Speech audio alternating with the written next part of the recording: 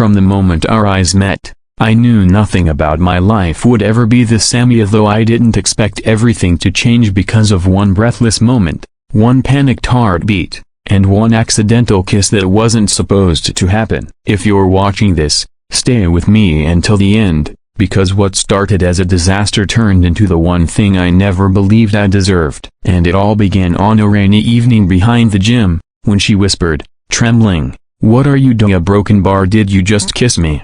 And I stammered, "Yeah, broken bar, I was just giving first aid. I had never meant to get involved with anyone, especially not Maya Adams, the girl whose laughter filled hallways, whose kindness wrapped around people like sunlight, and whose life seemed too bright for someone like me. I was the quiet one, the guy people recognized but didn't really know." She wasn't even supposed to know my name, yet somehow, I always found my eyes drifting toward her, not intentionally, just drawn, like gravity. And that day, when the storm rolled across campus and everyone rushed indoors, she was the last person I expected to find collapsed near the old bleachers. I almost didn't see her. I had headphones in, hoodie soaked, brain fogged with exhaustion, but then the shape on the ground moved barely and my heart dropped. Hey, are you okay?" I called, but she didn't respond fully, only groaned weakly. Her breathing was shallow. Panic hit me so hard I nearly froze. I checked her pulse, fast, uneven. She had fainted. Cold rain pelted her face, and instinct took over. I knelt beside her, lifted her just enough to keep her airway clear, brushed her soaked hair back, trying to remember the first aid training video from sophomore year. Her lips were turning pale. She needed air. Okay, I broken bar, stay with me," I whispered, hand shaking as I tilted her head. The rain drowned everything in the world, my thoughts, until all I heard was her fading breaths. I leaned down, praying I was doing the right thing, and gently sealed my mouth over hers to give her air. One breath, 2, 3, her body jolted, her eyes fluttered open, and that's when she saw me. Her shock was immediate, eyes wide,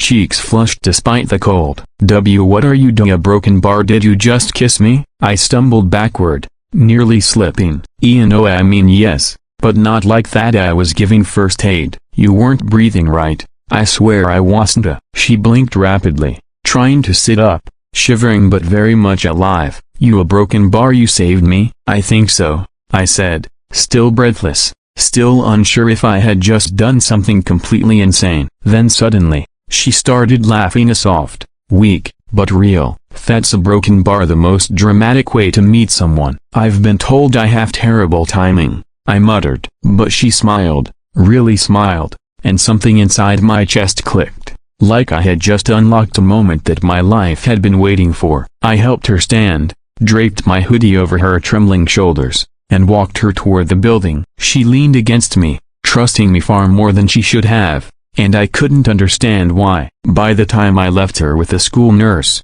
her fingers had curled into the sleeve of my shirt for a moment longer than necessary. "Don't disappear, okay?" she murmured. I nodded, unable to speak. But I didn't know she would take that promise far more seriously than I ever expected. And I didn't know how much strength we would both soon need. Because the next chapter of our story didn't begin with an accident, it began with a secret. One that wasn't mine, but one that would break both of our hearts before it healed us. I didn't expect her to search for me the very next day, but that's exactly what she did. Before the first bell even rang, I felt someone tap my shoulder. I turned, and there she was, dry, warm, glowing again like yesterday never happened. Except in her eyes, I could still see it, the memory of fear, a broken bar, and the way I held her, even for a breath. "You didn't disappear," she whispered, smiling in a way that made my heart stutter. "I said I wouldn't," I replied, trying to sound like someone whose knees weren't giving out. But something was different about her, something tight-threaded behind her smile, as if she was holding back a truth. She kept glancing around, like she expected someone to interrupt us, like someone was watching. I asked if she was okay. She avoided the question and instead tugged me toward the stairs. "Come on, walk me to class," she said. And so it began. Day after day, She kept finding me, in the cafeteria, near the parking lot. After practice, she acted like saving her connected us somehow, and maybe it did. She listened to me like no one ever had. She laughed at things I didn't even realize were funny. And when she looked at me,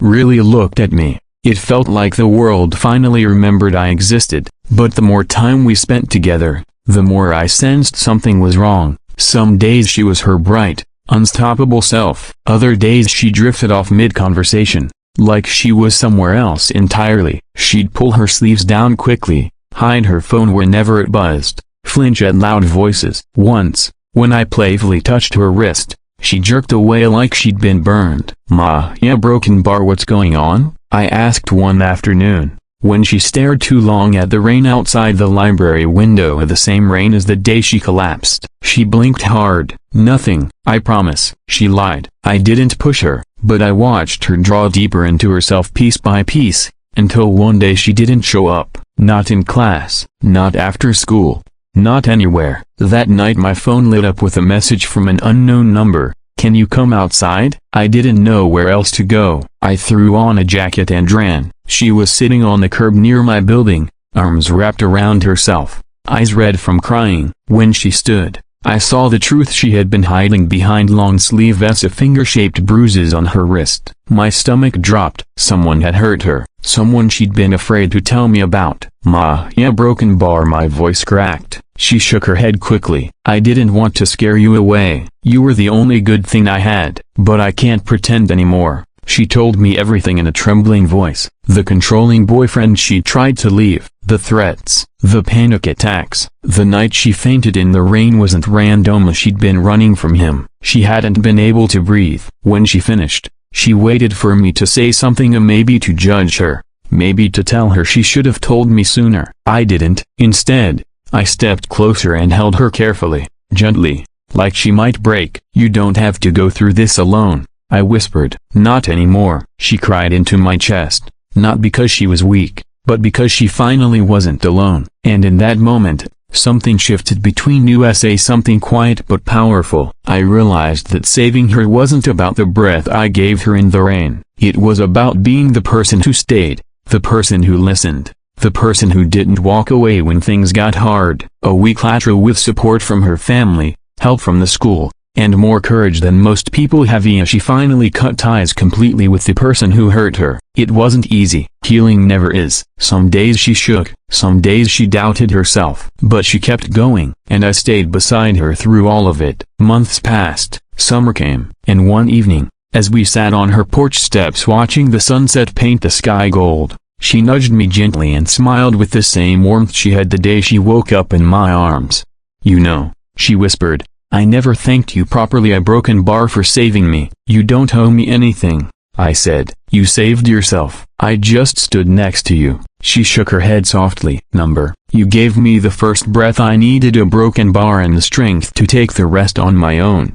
Before I could speak, she leaned in slowly, fearlessly, and kissed me. Not a kiss of panic, or accident, or first aid. A real kiss, one chosen, one meant. And when she pulled back, she laughed quietly. "This time," she said, "I know exactly what you're doing." I smiled and held her hand, feeling the future unfold between us like a promise. "Yeah," I whispered. "This time, a broken bar, so do I." And if you're still listening, I want you to hear this part clearly. Not every rescue looks dramatic, not every fight is visible, and not every hero wears confidence on their sleeve. Sometimes, saving someone simply means not letting them face the storm alone. Sometimes, all it takes is one breath, one moment, one person who cares enough to stay. And sometimes a broken bar that's enough to change everything.